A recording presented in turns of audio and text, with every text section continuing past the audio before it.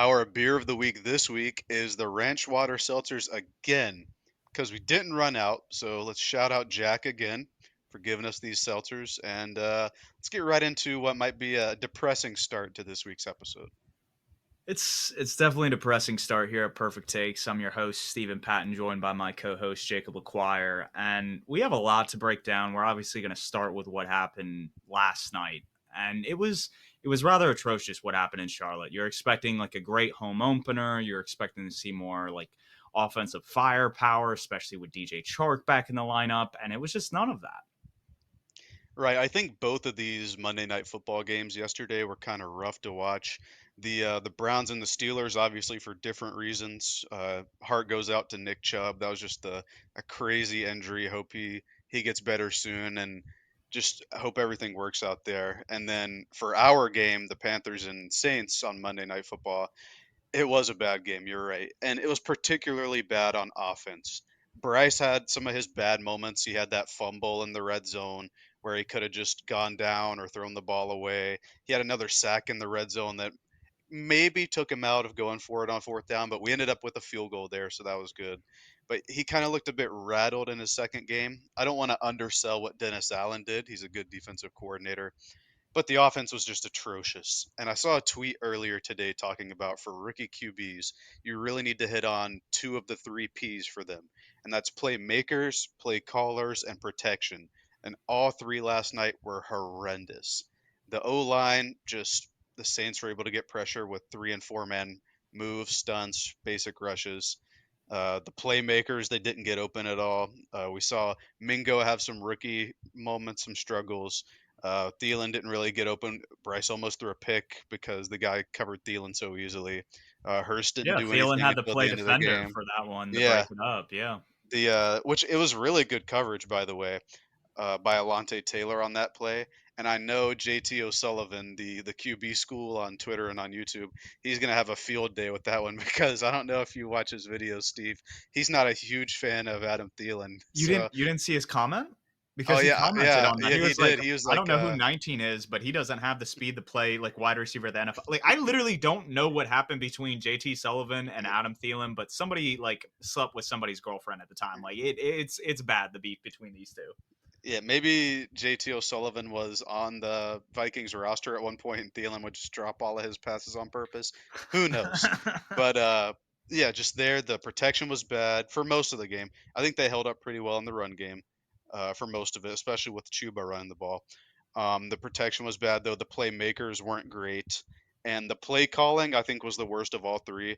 There's just no creativity in the play calls. If it was a run, we knew it was halfback dive, and if it wasn't a run, it was the same three receivers out there and 11 personnel running very similar routes, not scheming them open at all.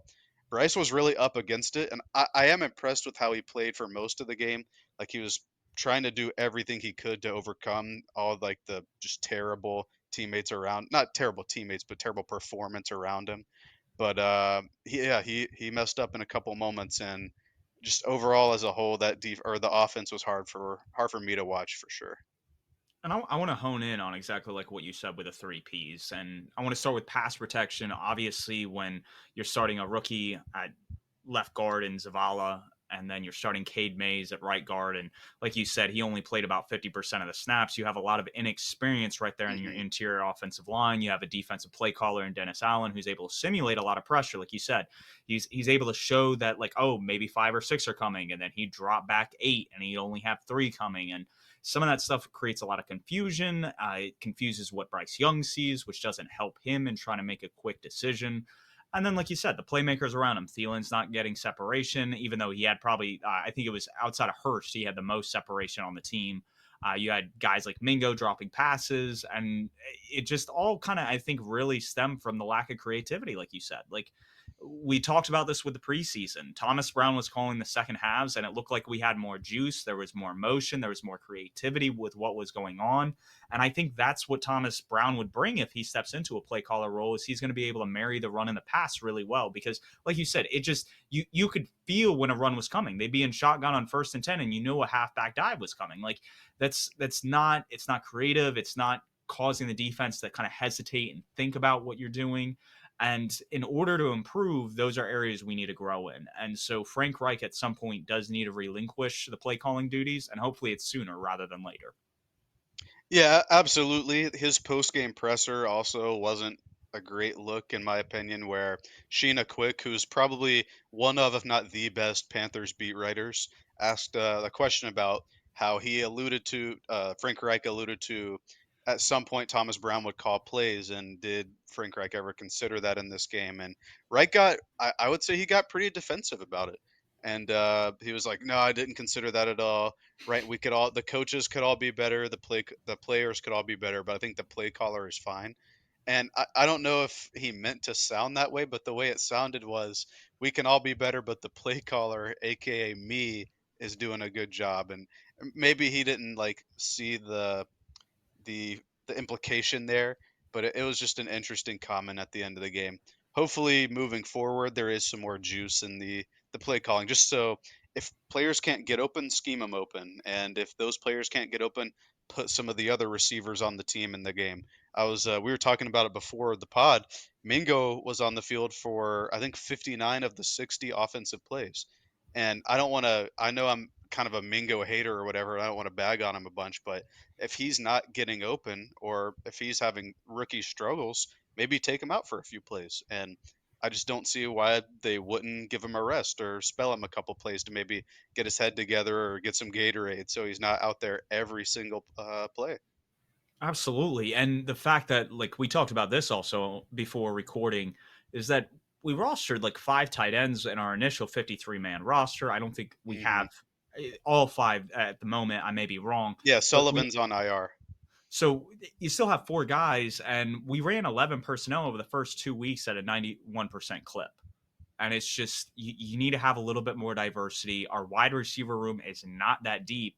Maybe change it up a little bit, go a little bit heavier, force the defense to honor the run, and then try to run some play action off that. And it's stuff like that where it's, you don't even have to get super creative in the play design as much as what's going on pre-snap. Like, force the defense to be in a base package if you're running 12 and 13 personnel. That's what Arthur Smith has been doing in Atlanta, and that's what's been working for him, is he forces a defense to get in a base package, and he takes advantage of that. And I think Bryce Young would benefit from kind of that same mindset as well. So it's just, it's really confusing. We saw the success McVay had against the Seahawks in Week 1, and Thomas Brown coming from his coaching staff. Like, I would hope that we're able to implement some of those same concepts that not only the Rams were able to execute, but we were able to run last year, and just running heavier personnel sets. This defensive line that the Seahawks has isn't necessarily a world beater, and we need to start dominating in the trenches and leaning on some of the strengths in this offense, and not trying to just gear this to like an aerial attack, because this is not an offense equipped for that at the moment. We're a couple wide receivers away from being able to do some of those concepts and play it out the way that I think Reich is envisioning. Yeah, I couldn't agree more. Last year, once Steve Wilkes took over, I think the strength of our game was in the offensive line, particularly run blocking, and that's why we were able to have some success later in the year. And I know we're without Brady Christensen for the year and Corbett for the next few games, but Icky's still there, who's like a mauler in the run game. Bozeman's a really good run blocker. Moton is just excellent. They should really lean on those guys to run the ball, and like you said, incorporate 12 personnel. I know one of the big things about Frank Reich coming from Indianapolis was that he was supposed to be a guy who utilizes the tight ends a lot. And Hurst played just over half of the snaps, and the other three tight ends that played, being Ian Thomas, Ricci, and Trimble, they were hardly on the field. So we were hardly looking at 12 personnel at all. And that really impacts the run game, like you're saying. If you're not going to have an extra blocker in there, and you have guys split out wide on either side and a guy in the slot, and the Saints know that the run is coming, well, they can just load the box and make it like 7-on-5 and just easily stop Sanders or Chuba. And that's what they did. That's why we had so many 2nd and 11, 2nd and 9s, which really put us behind the chains on 2nd and 3rd down. Yeah, no, and it didn't help, and then it put our defense on the field like so fast, like Hmm. into things. I think we had two 3-and-outs in the first half. We obviously had the fumble towards the end where we should have at least tied the game going into halftime. And again, it goes on Bryce. He had two bad plays in the red zone that really could have changed the tide of the game. Like, if we, for some reason, instead of the fumble, we score a touchdown there, then I think towards the second half, we're able to lean more on the defense and the run game and be more balanced in our approach. And so you got to be able to execute some of those plays when you get those opportunities down in the red zone. And hopefully we get better as that goes along. I have been encouraged by seeing some of the things we've done offensively in terms of moving the ball, but some of it also seems like defenses, like when we moved the ball towards the end of the Saints, they were playing prevent coverage. Like he was taking everything underneath, everything the defense was giving him, and it's not working within structure against a team's pretty much game plan coming into the week. Like this is just taking what the defense gives you, and I feel like we're at the point now where you start to have to. I'm mincing my words here, but you're going to have to start to transform your offense in a way that it's going to help Bryce Young succeed, because having him drop back 30 plus times a game, I don't think is going to be in his benefit over the next few weeks. Absolutely. Like you're saying, outside of that last drive, I think our only explosive play was I think it was a 3rd and 10 or something, where Bryce scrambled and put the move on Marcus May and ran for like 25 yards. That was our biggest play, a breakdown in protection. Nobody was open and he had to scramble for it. So absolutely looking for more creativity in the offense moving forward, and just not even like being creative in play design, like you're saying, just creative in the play calls and being more multiple in what you're doing, as opposed to, okay, this is a run, this is the formation we're using, these are the receivers we're using every play. Just mix it up. That's all I'm looking for. Absolutely. And hopefully we see that moving forward. Otherwise, we're definitely going to need some change at the play caller position sooner rather than later. On the defensive side, similar to the offense, we've been dealing with a lot of injuries. Shaq Thompson's out for the year. I think he had, was it an ankle injury? I It was forget what. fractured fibula, and There we he go. had surgery on it this morning. It went well, but he is out for the year. So with him, Brian Burns looked a little bit hobbled towards the end of the game yesterday. We already know Horn's out for several weeks. It's one of these things that some of our stars and veteran leadership are starting to get banged up. And you just hope that Evero can kind of keep that group together and have them playing at a high level, because that's what's been keeping us in games the past 2 weeks. Our offense cannot go toe to toe in a scoring fest. Like we saw last week, the Seahawks and Lions both put up 30 plus points each. That's not something Carolina is equipped to do at the moment. And so we need to be able to play kind of down and dirty, be a little bit more in the trenches, and just win, play in and play out, rather than trying the win on these 20 plus yard gainers, because this isn't Ben Johnson's offense. We aren't rolling out and hitting wide open guys in space. And I wish we were, because that's what we were kind of sold on with this Reich regime. Yeah, absolutely. Regarding the defense, we did take some heavy losses these first 2 weeks, but I don't think the defense missed a beat last night after Horn didn't play or Thompson went down pretty early. I thought Frankie Louvu played excellent. I think he would be my player of the game if we had to pick somebody. It's actually Luvu's birthday today, so happy birthday to Luvu. Hopefully, you get a new contract pretty soon as a present. Uh, yeah, player of the game, Camus Grugier Hill stepped up when Shaq Thompson went down. He had that really important sack on a 3rd down that really stopped the. I think the Saints were in the red zone or pushing towards the red zone that forced a field goal. I think our defense played really well. I know we all like to rag on C.J. Henderson and Dante a lot, but I actually thought this was Henderson's best game as a Carolina Panther. He obviously had the PI against Michael Thomas, and then the pass he gave up versus Olave down the field, but that was excellent coverage, and Olave just made the play there. He was there in coverage. My thing is that offensive coordinators and quarterbacks know that they're going to keep targeting him. Yeah, he's So gonna Michael he's gonna see Thomas, targets. he had like 5 catches, and it's like some of those things he was moving the chains with some of those. And the coverage he had on the Chris Olave catch, you can't ask for anything better than that. Like, and so it's not so much dogging him as just knowing that quarterbacks aren't afraid to target him, and he's not going to force a quarterback to kind of eh, take a second thought about it, like Horn would. Like Horn had the Right. ability to kind of close some of that to where you'd think twice about throwing his way. And so that's really the big thing is can we continue to kind of get after the quarterback, keep the offense at bay. We don't have to play the world beaters in terms of the quarterbacks this year, which is nice. We play, I think the best quarterback we play is later in the year, and like Dak Prescott, and he's a top 10 quarterback. But when you're saying that like you play in the AFC West and you have to play Justin Herbert and Patrick Mahomes twice a year, it's a completely different schedule and world that the Panthers live in defensively. I can't believe you skipped over your MVP pick as somebody Oh, we we have do, to we play. do, we do play Mhm. Trevor Lawrence. Yes, I would just say at this moment, Dak Prescott I think is playing a little bit better. But again, like those two are the best we're playing this year. It's not that we're playing like six of the 10 best quarterbacks in the AFC, for instance. Like it's not like Lamar, Josh Allen, Patrick Mahomes, that kind of deal. We're playing the AFC South and the NFC South, so our defense can kind of take advantage of that. The one thing that did concern me last night was Taysom Hill was kind of running all over the place. I didn't Mhm. like seeing that. I thought we did a good job in the pass game. Jamal Williams, after the first couple of series, we kind of kept him in check. He came off the field, I think, with an injury. But that was really the biggest concern. Our defense did its job yesterday. Eddie Pinheiro did great. He hit like what Mhm. was it, 250 yarders to start the game. So Yeah, he had just it. I think he hit his career long in this game, like a 55, 54, 55 yarder. So really good game for him for sure. yeah, and positives going away again. Like we've talked about this about the offense. That's been our big driving point home. Is there's got to be some changes there. From a schematic standpoint, you got to take the next evolution and whatever the offense is going to turn into moving forward, and just run with that because the defense is what it is. The special teams are doing their job for the most part. Hecker had some great punts. Punt coverage wasn't terrible last night. So definitely a lot of good things to kind of build upon, but we got to do something about creating explosive plays and limiting the negative plays on offense.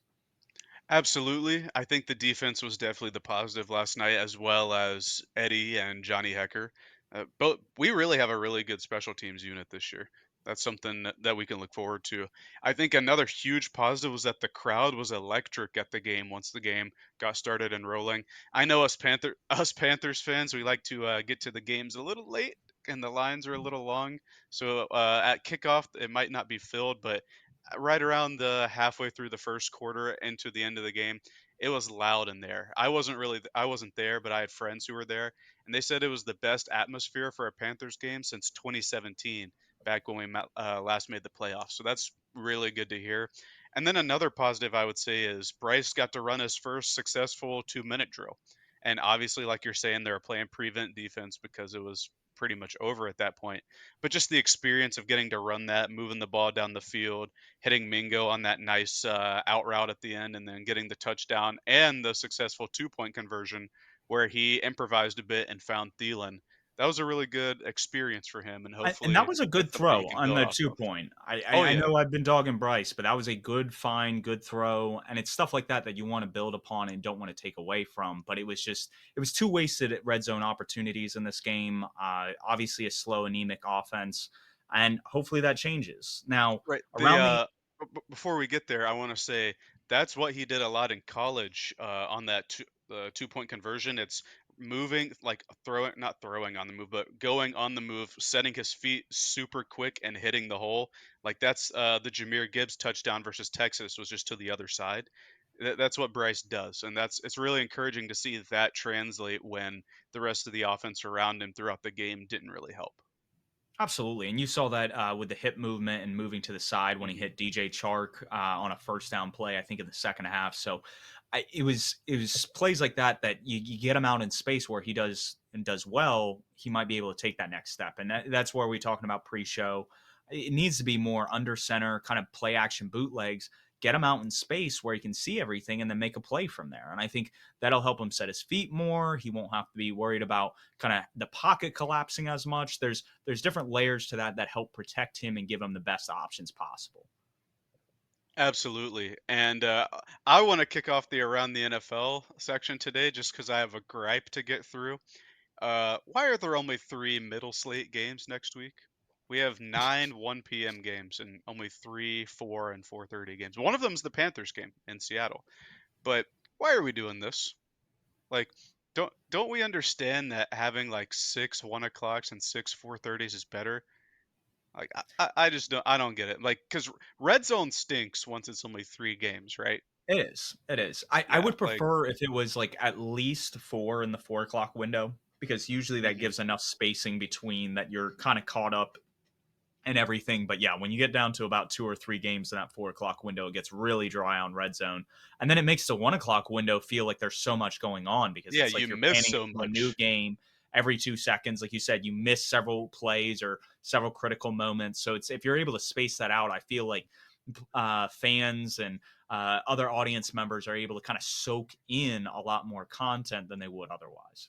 Yeah, it was like this past week, they were focused on I think it was the Falcons and Packers game, and they were focused on what it was the Titans, Chargers, and Falcons, Packers, and they were on those 2 games forever. This was in the 1 o'clock window, and then Scott Hansen's like, "I promise you, we didn't forget about the Chiefs It's and Jags Jaguars. game."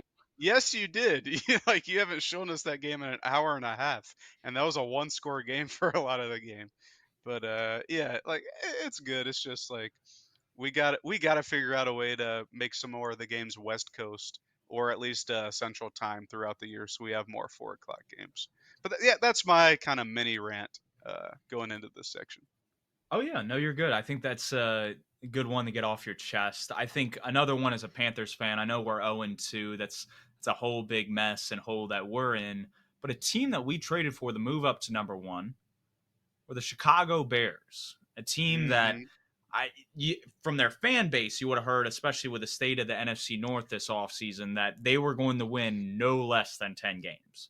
And they've come flat out on their face. And there's a lot of questions surrounding Justin Fields. Is it really the offensive line? Is it really the playmakers? I know a lot of the finger pointing is now on their offensive coordinator, Luke Getzey, for calling apparently the same screen like 3 times that led to the pick six. So you have some of that stuff going on. JT Sullivan, I think, did an hour and a half breakdown on Justin Fields. And this was his draft darling when he came out of Ohio State. And this guy is just fell flat on his face, does not know how to process the play in rhythm, the play in time. So as Panthers fans, I'm sure we're glad that we dodged the bullet with Justin Fields. But it's one of those things that they are not the team that they thought they were, and they are still like people need to remember they were 3-14 last year and had the number one overall pick. So they're going to still play to a below average level team play more than likely. Yeah, if you listen to Bears fans, you would have thought they'd be winning the Super Bowl this year, but like what happened, you know? They're falling flat on their face like you said, and it's not like they're playing superstar teams to start the year. Like Tampa Bay this past week. Yeah, Baker's playing scrappy, but Tampa Bay was a team I think kind of universally picked to be picking near the top of the draft. So not great there. I will say Luke Getzey is kind of I am going to place some of the blame on him because we saw last year Justin Fields had one of the best seasons rushing the ball ever for a QB, and it seems like Getsy's kind of said, "Okay, we have this generational running year. Let's take that away." And you can't really do that. You can't take the stinger away from the bee, like they say. You can't take the tools out of the toolbox. Fields is an excellent rusher of the ball, and they really need to be designing like 4 to 5 runs per game, I think, for him. And that kind of helps loosen up the defense so he can get the ball to people like DJ Moore, who can work in space, people like Darnell Mooney. I know they had a drive where they got the ball to Claypool, who seemed like he was kind of in the doghouse to start the year, or after that week 1 game because people were pointing out he didn't have a lot of effort in the game in terms of blocking and route running. So it's good to see him scoring. But yeah, like the Bears, like what's going on? And but before we go off the Bears, I also want to say I think their defense is in an even worse state than the offense. That secondary just looks horrendous, especially after spending all those high picks on those players. Talking like Eddie Jackson, who got hurt again, so we can't really count him in this. They have Jaquan Brisker and Kyler Gordon, who are both super high picks, I think both top 50. Jalen Johnson is a pretty good corner, but he's not playing up to par. And Tyreek Stevenson, a second rounder from this past year. Like they've Well, invested a lot there, and it's I just think what not coming hurts together. is that the Bears don't have an edge presence. You can't get after the Hmm. quarterback. Like guys can only cover for so long. Like there were elements to that defense that like people weren't realizing. Like yes, they took Darnell Wright. He was supposed to shore up the right tackle position, but they also missed out on a guy in just taking Jalen Carter. And Jalen Right. Carter's had a huge pressure rate so far this year. So it's like one of those things that you could have had a difference maker. And obviously there were the big question marks surrounding Jalen Carter's like character profile and stuff like that with some of the offseason stuff that was going on. But when you're talking about making difference makers, the Bears didn't add them on defense this past year. And so when Absolutely, their best well, I don't want to discount Edmonds, but their best addition to that defensive line was Unique Ngakoue, who they added like 3 weeks ago. I I mean, yeah, you could argue Javon Dexter was a great Mhm. draft pick, but rookies aren't expected to necessarily make strides first weekend, play in and play out. It's just there are a lot of question marks. Again, this was a 3-14 team. They have a lot of questions, and I think exactly like you said, Luke Getsy deserves a lot of blame because like what you saw Shane Steichen do with Jalen Hurts, like play to his strengths, keep the Mhm. offense very simple, and like you have enough weapons now around him to where you can win these one-on-one matchups and make the reads really really simple for him. These don't need to be super complex offenses. This is it's what I disliked about Bruce Arians' system. There's a lot of other offensive coordinators that just design these really really intricate and detailed and very complex offenses, and it doesn't help the quarterback who's trying to develop into a starting quarterback, a franchise quarterback at the NFL level. And so it's one of those things that the play caller needs to help the player out, and that's definitely a point. But Fields definitely does have some growing to do. Moving on to a coach that has kind of revolutionized the NFL over the past 2 years and has helped his players is Mike McDaniel. I think we can argue that he is probably the best prodigy to come from the Kyle Shanahan tree, and that includes guys like Matt LaFleur and Sean McVay. And it's one of those guys that, with what he's done to evolve how defenses kind of guard motion and speed, it's top notch, and it's gone so far that it's influenced Bill Belichick, a defensive coach, to take some of those principles and apply them to special teams. And it's just so cool to see kind of some of those wrinkles and overlaps across the NFL. Yeah, Mike McDaniel, we were talking about this a couple of days ago. I definitely think he's the final evolution of the Shanahan play caller. Just the way I don't know if you saw it was like a breakdown of all the different pre-snap motions Tyreek Hill had week 1. There was like 19 or 20 different ones Yep. just for Tyreek Hill. And it worked out. Obviously, he had like 200 whatever yards. But the way he's able to plan and scheme motions and routes and just concepts, it's incredible. I mean, we're talking. Let's look at the Patriots game, right? Obviously, they came into the game saying, "All right, we saw what Tyreek Hill did. We gotta hold him. We can't let him do anything." And Well, they they were held playing him. like three safeties. Yeah, Like they they were not going to get beat deep. That is well, what they came into that game saying. that's getting to my point. They played 3 deep safeties, and Tyreek Hill had, I think, 45 yards or something like that. But McDaniel knew that they were going to do that, and he was like, "Guess what? Let's run Raheem Mostert for like 120 something yards and 2 touchdowns, and just gash a Bill Belichick defense in the run game. Something that should never happen under a Belichick defense, but they carved him up on the ground, and that's how they got the win. It's just playing to the strengths of your offense and manipulating the other team's defenses is something Mike McDaniel's done better than any play caller I can remember in recent memory. Now it does help when you have Tyreek Hill and Jalen Waddle on the same field. That kind of speed kind of creates the defense, the force, exactly like what we were talking about. Three high safeties. Like nobody respects the Panthers now to the point where you're going to respect speed and like guys blowing by. You have to with this offense that Mike McDaniel has, and he knew that. That's why he went out after he got hired by Miami and traded for Tyreek. He knew what he could do and unlock with a player like that, and they've taken full advantage of that because, like you said, if you're going to take away Tyreek Hill, then we're just going to gash you in the run game because that's what he did with Kyle Shanahan for all those years. That's what separated him from the Matt LaFleur and Sean McVay. He needed something that would distinguish him enough that would keep him valuable in Kyle Shanahan's kind of like corner, and that was the run game. So for him to kind of blend those two together, exactly like we were talking about earlier, to be able to blend the run and the pass, he does that so effortlessly, and it's just so fun to watch. Now, a guy that's cut from a similar cloth, who has been around the NFL for a little bit longer, is Sean McVay. And he has kind of reinvented himself with Matthew Stafford. And it's very interesting to see a wide receiving core led by Puka Nakua, Tutu Atwell, and Van Jefferson being able to do this early in the offseason, not offseason, season. Like you beat Seattle and you beat Seattle in Seattle. You beat the Seahawks in Seattle. I can't talk. Beat them 30-13, outright just dog them.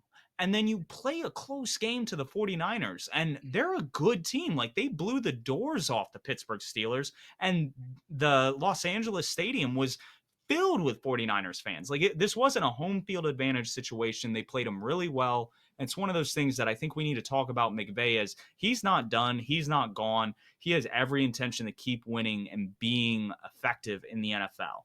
So it's very cool to kind of see that this year as well, because I think a lot of people wrote off the Rams, myself included, at the top of the year. Exactly. Before we even started the season, when we did our predictions episode, this was before Cooper Cup went on IR or anything. We both had the Rams, I think, picking in the top 3 or 4. And then Cooper Cup got hurt. He went on IR. Their only weapon on offense, right? And everyone started writing them off. You, me, a lot of people. And now Stafford comes out the gate and plays probably the best he's played since maybe his Lions days, maybe even better than the Cup Triple Crown year. And it's led by a rookie receiver in Puka Nakua and a like not a rookie, but a second year running back in Kyron Williams as the two main weapons. What McVay's been able to do with and I got to give credit to the O line. It's better, a lot better than I thought it was. But what McVay's been able to do with that is just astounding. And that's why, like right here, what I wrote for this bullet are the Rams back, even though they don't have all the super team talent they had before. I think that's a question we're going to have to consider moving forward early into this season. They've looked pretty good. I would say Stafford's looked pretty good too. I didn't think he would be this good, but he's looking good coming off that injury. Absolutely. Yeah. And to have an elbow injury, like it's some of those things that you constantly see, like different arm injuries. For us, it was like Cam Newton with his shoulder. It was Jake Delhomme with his elbow for you Panther fans. And it was like after those injuries, the quarterback wasn't the same. So for him to come back and be slinging it the way he is, to look as great as he is, it's a testament to what they're doing out in Los Angeles. I didn't think their defense would be anything to write home about. And they're playing stingy football. Like this is props to that coaching staff for getting these guys to play. Now, a couple other surprising teams that have jumped out, and again, it's week 2. Things can change by the end of the year. We're in the midst of a very long season. We're talking about like we've seen about an eighth of it so far, and right now, Washington, Tampa Bay, Atlanta, and New Orleans, teams that I think people would write off as kind of like bottom NFC teams, are all 2-0 right now and all look really impressive in different aspects. For Washington, it's Sam Howell. For Atlanta, it's really, I think, Bijan. I mean, the man had over 38% of the total yards on offense, both receiving and rushing for the Falcons this past week. So the dude is an absolute game wrecker. And then New Orleans, you bring in Derek Carr, and he's getting the ball to Chris Olave, their big playmaker. And that's exactly what he did on Monday night. And then Tampa Bay, I mean, you can't write off. I said the only way this team would kind of stay in games is that defense. And Todd Bowles has had this defense playing lights out, and Baker's been playing really efficient football. So you kind of keep those things in tandem. These teams could maybe make a playoff push down the stretch. And it's pretty impressive because, again, like I said, I think both of us, the majority of the general consensus had these teams as more like bottom of the NFC, not teams that were pushing to be kind of playoff contenders. Well, one of those 3 NFC South teams has to make a playoff run, right? Or Absolutely, yeah. if the Panthers don't, yeah. But I would say Washington has looked good. I think Eric Bieniemy is really calling a good offense for Sam Howell. So it's crazy, right? Who knew he could call plays, you know? But the offense is looking good there. Sam Howell is looking better than a 5th round pick. I don't know how he made it to the 5th round, but everything's looking good there. And then these other teams, I think it's impressive that they're 2-0. And kind of on the flip side, we have some high-powered offenses that I think a lot of people were high on coming into the year, starting 0-2. We have the Chargers that are 0-2, the Vikings, the Bengals, the Broncos. Well, the Patriots, they aren't a high-powered offense, but I think they're a better team than an 0-2 team. They have a strong defense, an actual real play caller now, so and I, and I they think the played the expectation should be Eagles higher and the there. Dolphins the Yeah, first that's 2 weeks fair. out of the gate. They were one possession losses. They had opportunities to win in both games. So it's like it's hard to write off the Patriots this quick because of that. But when you look at the Chargers and what their defense has given up, like what the Titans did to that defense, that should be worrisome. That should absolutely be worrisome, especially with the talent you have on that side of the ball, the amount of money you have invested in that side of the ball. That's just unacceptable. The Vikings, they were in the middle of kind of like a rebuild this offseason. We talked about it. They stripped a lot of things down to the studs, especially on the defensive side of the ball. Brian Flores has done some creative things so far, but it's one of those things you can't expect a lot from the defense 2 weeks into it. Like, this is something that Brian Flores is going to have to work through and kind of build as the season progresses. I definitely don't think they're an 0-2 team, but they definitely need to do a lot to bounce back. Now, if we're going to talk about the Bengals, I think that is actually cause for concern. They started 0-2 last year, but I I mean Joe Burrow. Like, if he's out for, or if he's not 100% for the next 4 weeks or so, like, is this a team that's even going to make the playoffs? Who knows? But if he goes on IR, bring me T. Higgins. That's all I know. But it is a bit of a concern. He's obviously still pretty clearly injured. His main playmaker, Jamar Chase, isn't doing him any favors. But I will say, throughout Burrow's career, and by proxy, Zach Taylor, they are 1-7 in weeks 1 and 2. Obviously, they went 0-2 last year. I think they went 0-2 his rookie year, and I believe they were 1-1 the Super Bowl year. So they always seem to have slow starts, but I think this year is different. I think the calf injury still is lingering on Burrow and it's affecting his play. And then the last team we talked about here, the Broncos, uh, like their offense is still doing pretty well. Russ is cooking in relation to what he did last year, and I would say he's playing better than he has in quite a few years. It's just I'm not sure what to make of that. They lost to the Raiders and the Commanders, two teams that I wouldn't say are world beaters, but yeah, there's another high-powered offense that's starting 0-2. I think it goes back to the defense. It was something I was delving into this offseason. And when you lose a guy like Evero, that was huge for the defense. And Sean Payton, great offensive play caller. He has shown that the first 2 weeks. The Broncos run one of the most efficient offenses. Like, I think it's points per possession. It was like a Rex Ryan skit because he was upset he didn't get the defensive coordinator job. But it was, they lead the NFL. Like, this is a team that if they have the ball, they put up points, and that's what you have to do as an offense. The issue is Vance Joseph isn't the answer there. So if a guy like Dennis Allen, say he falls to 7-10, or the Saints kind of fall apart down the stretch, and maybe they say goodbye to him. If Dennis Allen pairs again with Sean Payton out in Denver, I think that team takes a step next year. But until they kind of fix that defense and retool it, I think they aren't going to be a playoff contender. Like, it's just something that the AFC, there's a lot of good teams. They're already in 0-2 hole. You lost some tiebreakers. Not saying that the Raiders are going to be a playoff contender, but it's one of those things that you don't want to lose some of those games that kind of can move the needle towards the end of the year. Absolutely. I think all of those teams have something to look forward to. Maybe not the Bengals in the short term. But regarding teams that have separated themselves thus far, for me, it's only the Dallas Cowboys. I think they're clearly, I said they had the best roster. I think they're clearly the best team in the NFC, at least right now, if not the entire NFL. Just a dominant defense. I saw a graphic today. Their defense is actually the third highest scoring fantasy football player thus far in the season, which is, and it's I think it's Tyreek Hill, Puka And Puka Nakua, and Nakua, then yep. the Cowboys defense and special teams, which is just insane. But their offense isn't bad either. I know Mike McCarthy's been calling an efficient offense according to your play calling metrics and rankings. So they're just far and away the best team for me right now. There, when you get into, I think this is what year is this, year 4 for McCarthy? It's either year 3 or 4. When you have this many years within the system, when you add in complementary pieces like they did with a Gilmore and Cooks, it's not like they're banking on one of these guys to make that unit or group. These are complementary pieces to stars they already have on those kind of position groups. They have Trayvon Diggs, they have CeeDee Lamb, and then their defensive line is just so ferocious. Like, when you said like what teams have separated themselves, it is far and away the Dallas Cowboys right now. If we were to say, hey, who's the Super Bowl favorite, I would put money on the Dallas Cowboys if the season ended today. Absolutely, it's However, like nothing's slowing them down right now. the Chiefs, and the reason why I want to bring this up is because their defense has been balling. Like, you don't have the Brian Branch pick six against in week 1 versus the Chiefs in Arrowhead.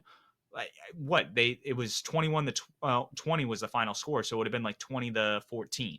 So you hold the high powered Ben Johnson Detroit Lions offense to less than 20 points. They go in the Jacksonville. They hold Trevor Lawrence to under 10 points, and they absolutely shut him down in the red zone. It's one of these things that Spagnola has those boys playing at a high level. And Andy Reid, Mahomes, Kelsey, when everybody's on the right page, that offense is going to be clicking. So to me, in the AFC, I haven't seen enough to see anyone kind of supplant them as the favorites. I think this is the Chiefs' conference to lose. I think they've made that abundantly clear with how the defense has been playing, that all around, this is a roster to compete with. Absolutely, and I think once everybody's on the same page, like Kelsey's back to full health, Chris Jones is back to 100% game shape, I think they'll be even scarier. I mean, he was wrecking the game in Jacksonville and the humidity down there. I mean, Hmm. like you want to talk about game shape, and I know they were talking about it on the broadcast, is that he had been doing a lot of training in Miami and other things, so like he was used to the heat, but to still see that kind of production after missing all of training camp and holding out the way he did, and to come out like that, that was very impressive. And you know what's crazy? That game is the last time the Chiefs will be playing at 1 p.m. this year. After that, it's all middle or night games or Thursday or Monday or what have you. So yeah, they're going to be in good shape going forward. And I think it's time to get into the best performances from this week. And one of those was Chris Jones. Do you want to kind of touch on that? I know it wasn't our top performance, Yeah, but it is but up oh there. no, we absolutely have to touch on him. It was his first game of the season. He obviously missed week one during his holdout. He had a limited snap count. I think he played right around 50% of the snaps, but he dominated the Jags offensive line and Trevor Lawrence. He had 1.5 sacks and two QB hits to start the year. Probably a bunch of pressures too. I don't have the pressure numbers in front of me. Just a dominant performance for a guy who wasn't playing or practicing throughout training camp or week one, and so he got it done. Now, another guy that we've talked about, we talked about him in the McVay segment and the Rams segment. This guy, and I had heard about it. You always hear about these training camp stories. This guy's he's the next big thing. Like we were hearing it all about Justin Ross, and I think Justin Ross still has the Hmm. potential to be productive. There have been Panthers players throughout the year, Curtis Samuel, for instance. Oh, he's going to take the league by storm. This is our dude. He's our training camp hero. And you're hearing that about Puka Nakua around the Rams. Yeah, Really I didn't give it mean, much credence. Like they were a roster that was kind of bottom of the league. You're not sure about Stafford's health, like what we talked about, the offensive line we didn't expect to be this good. And then all of a sudden he's putting up Cooper Cup type numbers 2 games into his career, and that's pretty crazy. I know that you picked him up in fantasy. It's insane. This man has racked up over what 20 receptions. I think he has over like 250 yards. I may be wrong on that, but it's just he has been very productive in playing the Cooper Cup role. He has played all over the field in McVay's system. It's very fun to watch. well, he's playing the Cooper Cup role in terms of usage, but where he lines up, you're right. It's across the field as opposed to the majority being in line or in the slot like Cup did. He's like more of a bigger body, and I think even once Cup comes back, they're going to be able to deploy him and use him a ton. So it's really good to see the Rams having a young stud at the wide receiver room, because the rest of their team is kind of nobodies or old people, especially on defense, like all the old stars that are all gone now. It's just AD, but it's really nice to see a guy shining when nobody other than people in the Rams camp expected him to. But Absolutely. the next guy, I'm going to take this one. Oh, It's like you're good. this is a guy that everybody expected to shine, and he's proved everybody right. It's Bijan Robinson as our next best performer. He had over 100 rushing yards, over 170 scrimmage yards, and like you were talking about, I think what was it, 38% of the Falcons' total yards in that win. He's who led the Falcons to beating the Packers. Not Yep. Ritter, not Kyle Pitts, not Arthur Smith. It was Bijan. He carried the team, and he's who all of us thought he was.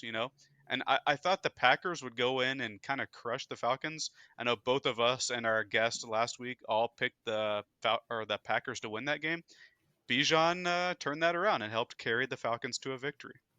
Absolutely. And I mean, Jordan Love kind of fell flat down the stretch in the fourth quarter. They had I think it was like 2 3 and outs. And like you said, Bijan kind of ran away with that game. And Nate Tice had a great comment about kind of the week 2 NFL recap about Bijan is that he can turn pretty much like a 1 or 2 yard gain into a 16-yard gain. He has the ability to make guys miss in space, break tackles. He is truly a transcendent talent. And so, why you can have all the arguments about surplus value and whatnot, what he is giving them down in and down out his rookie year is phenomenal and worth every penny. Now, Absolutely. I before we move on, I saw something.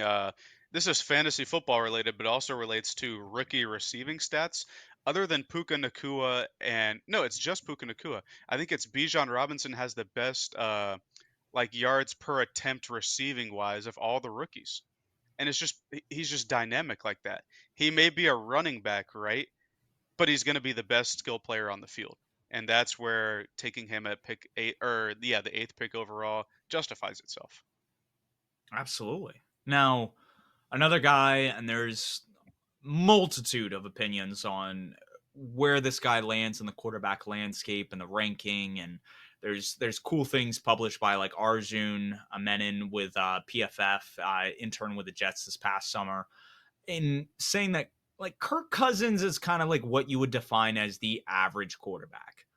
And what he did versus the Eagles against their ferocious defensive line that was relentless on Thursday night, he put up over 350 yards and 4 touchdowns. And he spread the ball around. You saw him hitting Justin Jefferson. You saw him hitting Jordan Addison. You saw him hitting TJ Hawkinson. I think Hawkinson had the 2 touchdowns. Jefferson Hmm.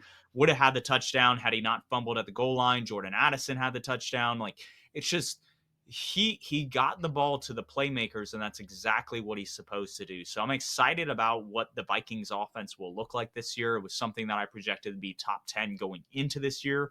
The big question mark was just their defense. And if they can get average play from their defense, I think they can make a playoff push. This is a team that people should kind of be aware of. Like, again, this is a team that beat the Bills in Buffalo last year. I feel like they have that kind of ability to go in and upset a big team if they're clicking on all cylinders. So definitely a team to kind of keep an eye on. But in terms of best performances, Kirk Cousins is up there. Absolutely.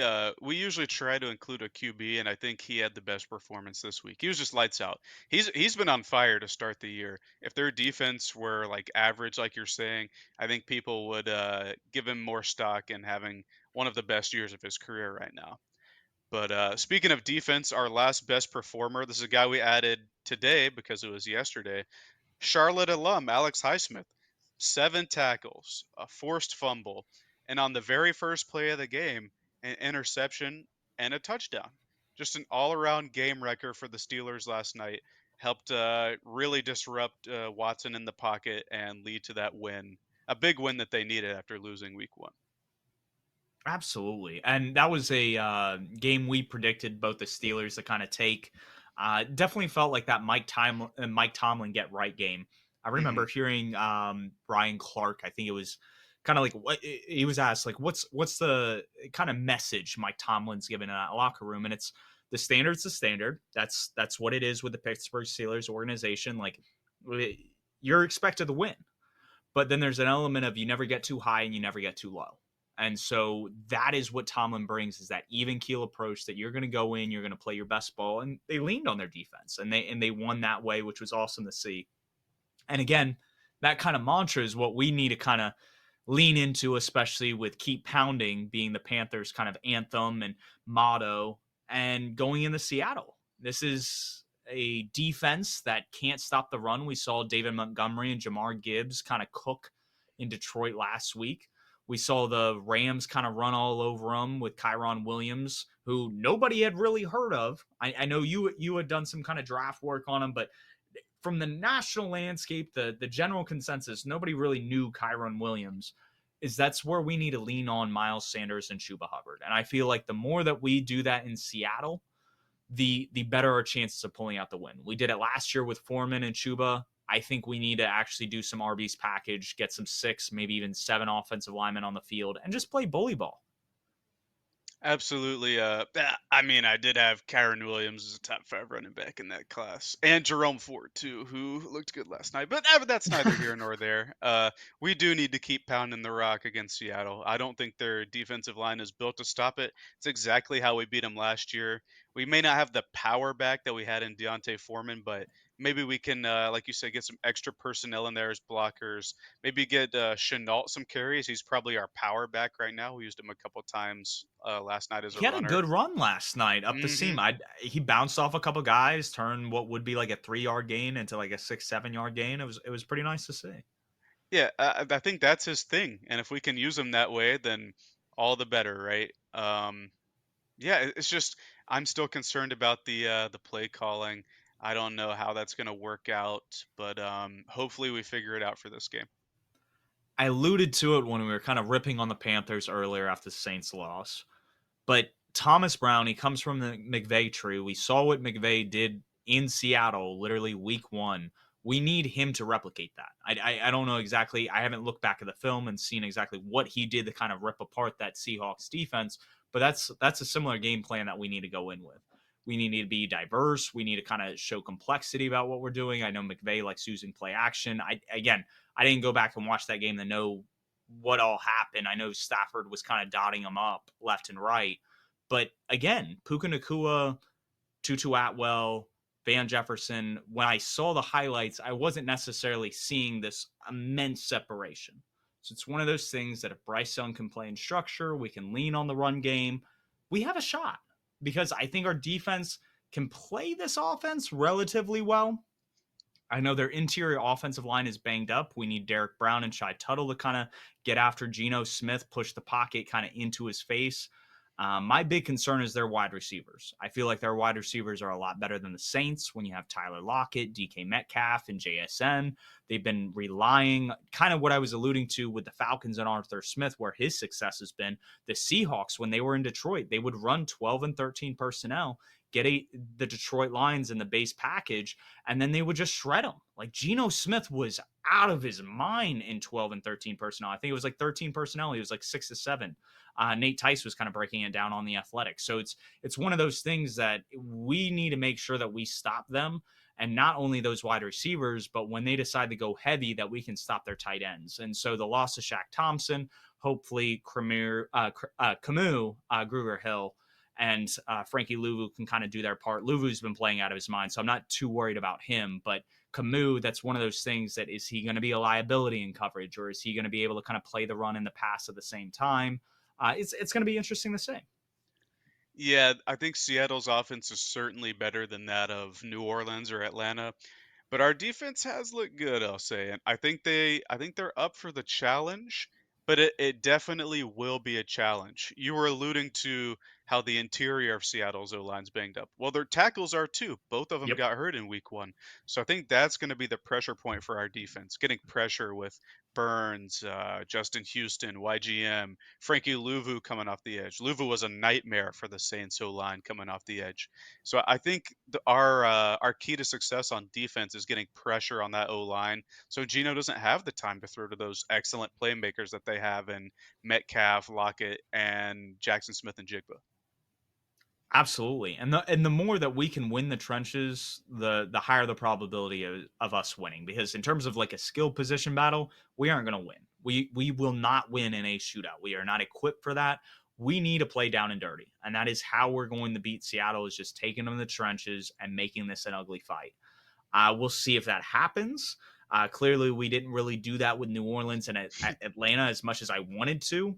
But you're hoping with some of these performances that Frank Reich does some kind of looking in the mirror and realizing, like, hey, we need to actually play to our strengths, especially with how banged up our interior offensive line is. We can't drop back 30 plus times and expect to win a game comfortably. It's that's just not how we're going to be able to draw it up. What are your thoughts on kind of like keys to success on the offensive side and being able to generate points so we can put a dub in the win column for once this year? It just comes back to the play calling, right? It just has to be more creative. call some plays to get guys like Thielen and Hurst separation. If they're the only guys getting separation, just draw some plays up for them. If Mingo and Chark can't separate, get some other guys on the field. Get Amir Smith-Marset on the field, who's a speedster. Get Terrace Marshall on the field, who may not be able to separate as much, but he's a big body. He's probably the best jump ball receiver we have. So on possession downs, get him the ball. Run some more 12 personnel. Frank Reich's a tight end guy. Let's run some more 12 personnel, especially in the run game. And my last one would be actually run some play action and bootlegs. Get Bryce on the move a little bit so he can dissect and set and throw, something he's super good at. Just no more first and 10, second and 10, third and 6 runs. No more John Fox playbook moving forward in this game. And that kind of wraps up our preview of the next game. And kind of looking at the college standouts, I know a lot of us are draft junkies. I'm a big draft guy. Panthers fans over the past couple years have had to morph into draft people just because we've been so bad. But this past week, it's kind of more of the same. Drake May had another incredible game against Minnesota.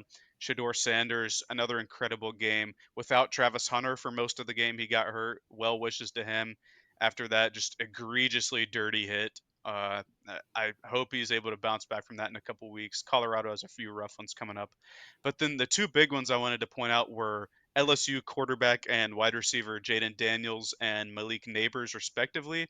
Daniels is a guy that I don't know if you remember, Steve. Back in our sophomore year of college, I saw him throw into Brandon Ayuk, and I bought stock on him then. And he's been performing for LSU since he's transferred there.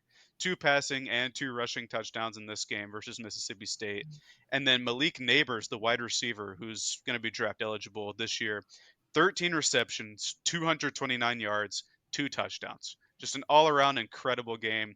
That's another guy that Panthers fans should probably be looking out for. I think we all agree that wide receivers probably what we need to pick in round two, where our first pick is.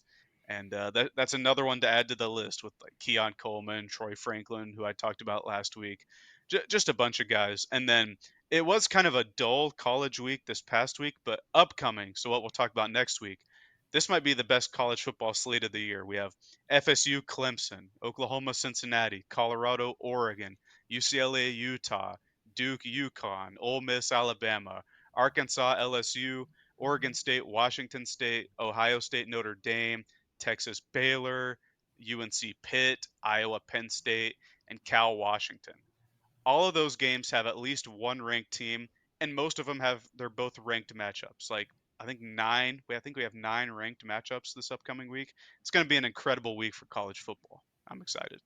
Absolutely. And I know this is going way back to what you were previewing, but Jaden Daniels, like you were saying with LSU, I remember watching the first half of their game versus, was it Florida State to start the year? Yeah, Am I mincing? Yeah, he yeah, looked Florida really State. good. He looked composed. It was very interesting to kind of see. So hopefully he kind of progresses. I know we don't have really a need for quarterback, but it was cool that you kind of brought out Malik Napiers as a potential wide receiver to target in the second round. So that could be nice. As we're wrapping up this episode, last week I had a perfect take that the Seattle Seahawks would beat the Detroit Lions. Some of the other picks that I had that were upsets were the Titans over the Chargers or the Ravens over the Bengals. Are there any upsets as you're looking at the schedule this week where you're like, that's a team that's going to kind of be a surprise this week in the NFL? I don't know the exact line in the Chargers Vikings game, but I would figure that the Chargers are probably favored on a neutral site. But I think the Vikings are going to win that one. I like their offense a lot better. I think Kevin O'Connell's a better play caller, and just their weapons are insane between Jefferson, Addison, Hawkinson, and Osborne. They got a lot of sins on their defense and their receiver group, but yeah, I think their offense is just going to hold together and deliver them the win there. And then maybe I would assume Green Bay is favored, but I think New Orleans can go in and win that one. Gotcha. Yeah, you are right. The Chargers are favored by like 1.5 points. I am more on the Chargers side. I feel like this is a must-win game. If they lose this, Brandon Staley might be canned before the halfway point of the year, and we might see Kellen Moore actually as the head coach moving forward, which would be rather interesting. Um, I'm looking at the schedule, and I'm really bullish on most of the favorites here. Hmm. I would keep an eye on the Bengals situation in terms of Joe Burrow. If he does play versus the Rams, I think that's a potential upset, even though I think the Rams right now are the underdog. I think it's like a 2 point going into Cincinnati. But yeah, overall this week, I think it's a lot of the favorites. I don't have a lot of upsets. I have Tennessee going in, and I think defeating Cleveland, which I think most people would have. Buffalo beating Washington on the road. And then I have the Patriots beating the Jets on the road, which I think that'll work. You have Zach Wilson. I think Bill Belichick puts him in absolute hell. I think Mac Jones plays a relatively efficient game and they walk away with the win. So I would say out of the games this week, it would be Patriots over the Jets. I don't know what the line is. Let me pull that up actually, because I think that's a good one to pull the cover. Patriots Jets spread line. Do 2.5. The Patriots are favored going in. I think they win by more than a field goal. So yeah, I think that would be my perfect take. Is the Patriots over the Jets? We'll release our picks Thursday before the games. I know we didn't post our spread results from last week's episode. I ended up missing on the 49ers Rams game. I picked the 49ers to cover, and the last second Rams field goal kind of thwarted that. So Yeah, that is what it is. that was a big one for a lot of people. Yeah, I remember seeing a couple TikTok breakdowns on that one. That one kind of made me sad. But I think I got the other two. I would have to pull it up real quick. What about you? Do you know the couple that you had as I'm pulling it up? I was 1 for 2. I think I had Cincinnati winning, Well, which you had or I Green had them Bay covering covering. versus Atlanta, which is true. They covered. It was a 1 point game. Indy won outright versus Houston, so you got that. The only one you had incorrect Yeah, was your lock, which was the Cincinnati, the cover versus Baltimore. yeah. Um, I thought I didn't know Burrow was still dealing with that, and I don't know. We both went 2-1. This is back to back weeks. We both go 2-1. Like I said, I missed the San Francisco LA one, but I picked Pittsburgh the cover versus Cleveland, and then the upset of the week. Again, I am picking on the Denver Broncos. I've had some beef with Broncos fans on Twitter, but they were currently overpriced. I think going into the season, I think it's the big thing. I expect Sean Payton to kind of work miracles in Denver. He has with that offense, but it just takes time to kind of get everything cohesive and together, and the Commanders came in and handled their business and avoided overtime with that last second Hail Mary. So with that, that is it for perfect takes. We actually hit over the hour mark. If I didn't have as many brain farts, we'd probably be under an hour. But this is about it for perfect takes. Do you have anything else to kind of add before we wrap up? Man, I need to see some play calling changes, or next week's episode is going to be an hour and a half. I agree. What the rant you heard on about of our offense, we're going to be bringing up plays and actually like breaking stuff down if this keeps continuing, because it's so anemic, it's so predictable, and we need a breath of fresh air. So that's why we brought in Reich and this coaching staff. I expect them to perform. If not, there will definitely be changes in the future. So with that, that's it with us at Perfect Takes. We'll catch you next week.